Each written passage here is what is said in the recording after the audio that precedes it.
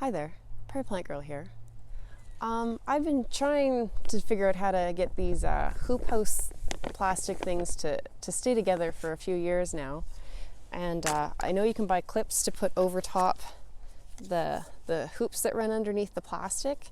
And then you put the plastic on and you put a clip on. And you can buy those clips, but they cost money and I don't like to spend money. So, and I've heard people use the same piping, but I didn't know if it was a different diameter piping or what it was that they used to put on there.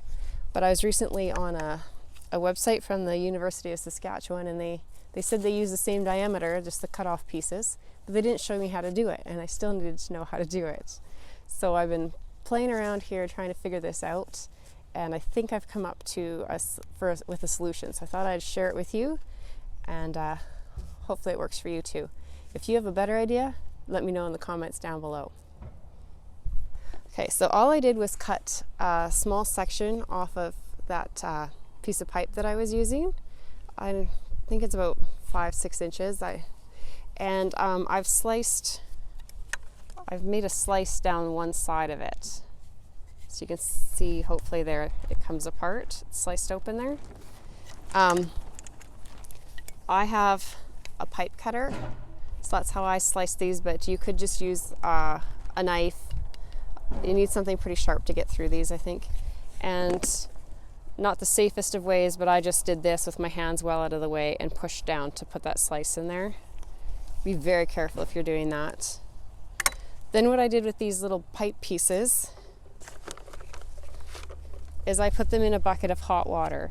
Now, if you're in a climate where it's warm already, maybe that doesn't matter, but it's actually warm today for us here. It's 8 degrees above Celsius right now.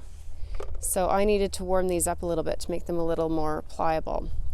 So I find it helps to jam a piece of this pipe in there, and once they're soaked, they're warmed up, you can jam that piece of pipe in there, stretch it out a little bit, and then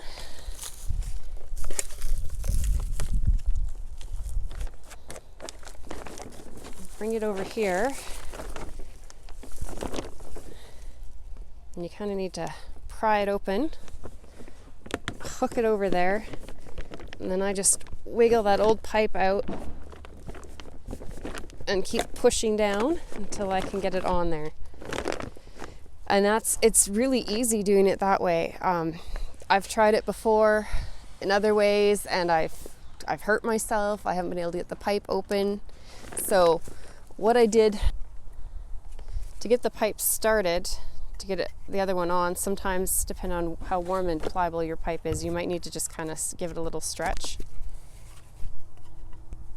And then you can jam that other piece in there. Now these have really been sitting here soaking, so they're really getting a lot more pliable. So this should go even better now, I hope. So I'm trying to pull these fairly tight, the plastic. Okay, so I've got that piece in there, and that just kind of holds it open. Let's see if I can. This one got cut a little bit on an angle, so it might be a little trickier.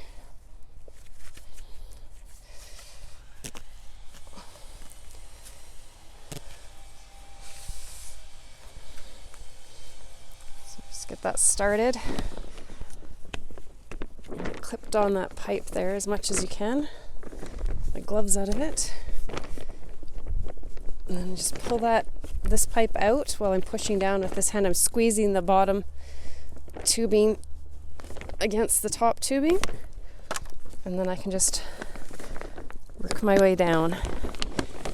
And that seems to hold pretty good, so I'm hoping this is the solution, because it's supposed to get pretty windy this afternoon and tonight, and every time I put this plastic stuff on there, it's laying somewhere else in the morning, it seems, lately, and I'm having a heck of a time getting my garden beds thawed out here this year. So I'm hoping this is the trick.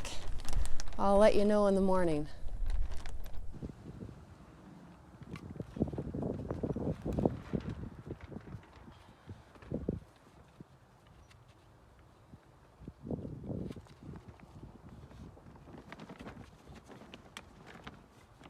Can you see that angle, kind of?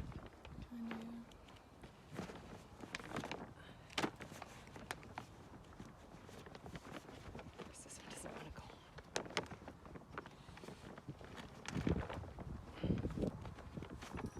Really? That was too fast with this one.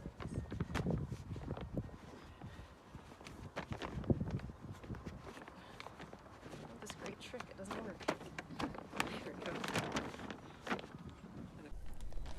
Thanks for watching.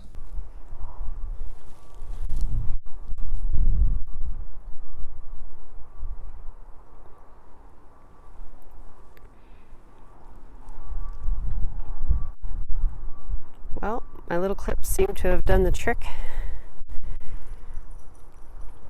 We had 30 to 50 kilometer winds most of yesterday, last night, and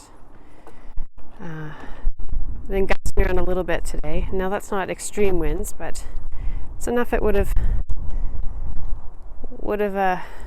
taken these covers off normally, and they're holding tight.